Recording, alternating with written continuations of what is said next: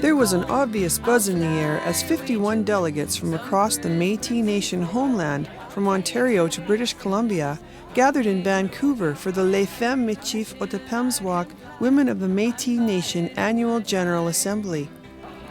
Discussions focused on Métis economic social development, violence against Aboriginal women and girls, health and wellness, child welfare, housing, and education. I'd like to say welcome. Clara Morin-Delcolle, president of the Métis Women of BC, along with Métis Nation British Columbia President Bruce Dumont, brought greetings on behalf of the host province. In her annual address, Melanie Omenaho, president of the Women of the Métis Nation, told delegates that following years of struggle for recognition, the women of the Métis Nation have made an important breakthrough.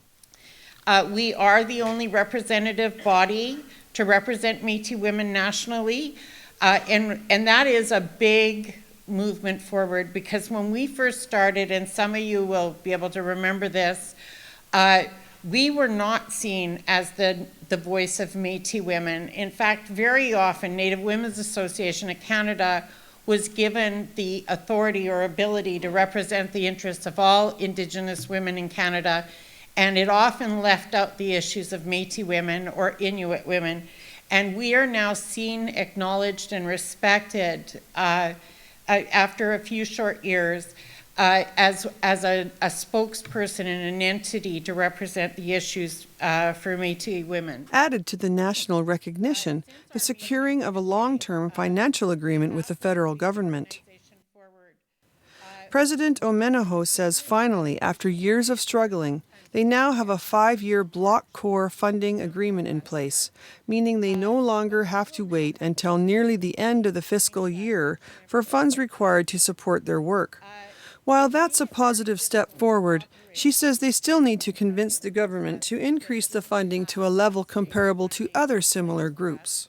And I want to actually thank Clem and the Board of Governors, because through their diligence and support of Women of the Métis Nation, we have been able to continue to operate when often there is nothing. President Omenaho remains confident with the continued support of the 5 governing regions and the Métis National Council, the women of the Métis Nation will continue to develop to move the agenda forward by developing a strategic plan, policies and procedures so that issues identified by the Métis women can be addressed. A series of resolutions were also debated and passed, including a resolution in support of funding for Métis communities to research and address food security in order to reduce poverty and create healthy families, a national workshop for Métis women to identify priorities to deal with violence against Métis women, a roundtable on child welfare to look at solutions to reduce the number of Aboriginal children in care and that Métis women have a seat at the table, and the women of the Métis Nation develop a process to implement a resolutions committee for future annual general meetings.